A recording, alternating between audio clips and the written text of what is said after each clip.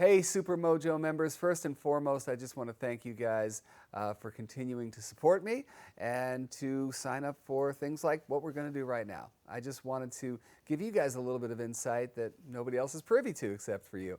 And that's to talk about the upcoming season finale of My Cat from Hell.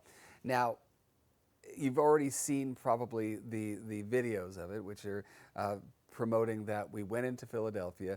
A friend of mine, Laura, had called me. She's been working in animal welfare for a very long time, and we've been friends for many years. And she just asked me to come into Philadelphia, and she literally just said, "Listen, you know, you're this big cat celebrity guy, and I need new people.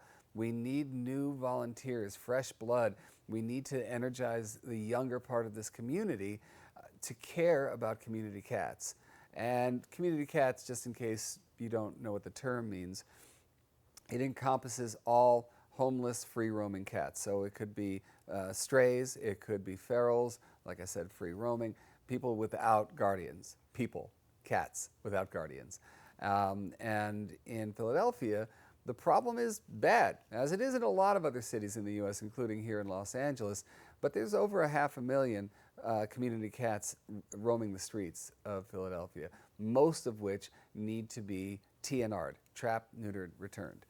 That's where Laura was trying to get me involved. She wanted to get a new crop of people willing to go out there and care for these animals by trapping them, bringing them in for surgeries, and putting them back out to their colonies. I've got a lot of different videos on TNR. We've done TNR episodes before, but here's the thing.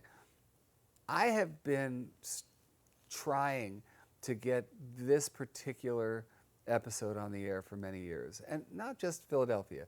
I wanted to dive into a certain city and just help sort of galvanize a volunteer corps around the needs of these animals, and in the meantime, teach my audience about what it is to care for community cats, what a community cat is, how you can help them, and why you should care about them. I mean, you know, now I'm sure I'm preaching to the choir right now, but as you probably know, people treat feral cats like vermin and, you know, just want to see them exterminated.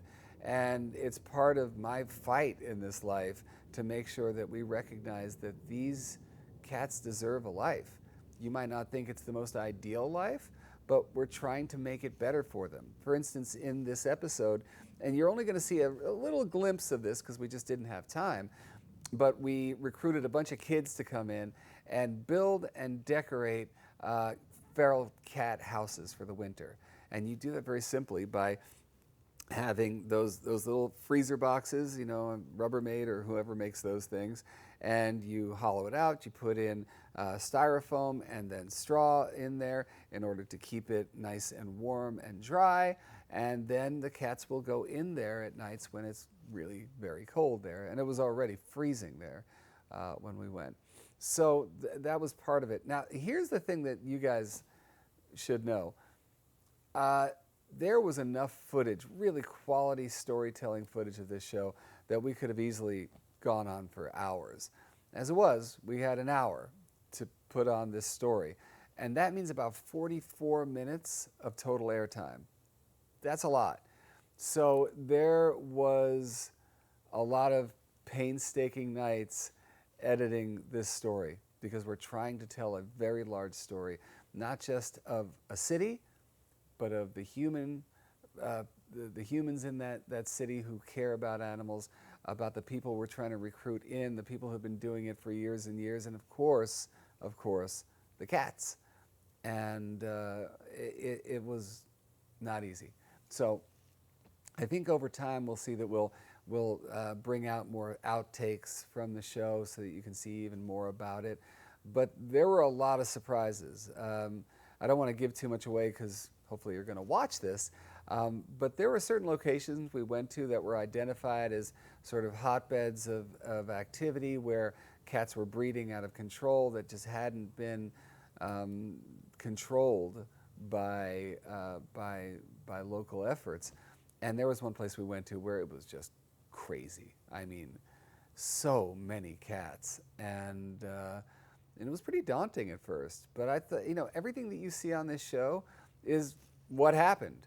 And at the end of it, the amount of sort of cohesion that I felt from the Philadelphia community, the amazing people we met, organizations working with other ones to come together for these cats, some organizations that had never even been a part of the feral world in Philly stepped up. The new people we brought in, kids, man, kids. Nothing feels better than that. I'll tell you, man, when you'll meet a couple of them during the show, but man, every time I would be watching the footage of the show and the kids would do anything, it just made me immediately cry. I know that's a big shocker for you guys, but I would just start bawling because it does mean that we have another generation of caring guardians.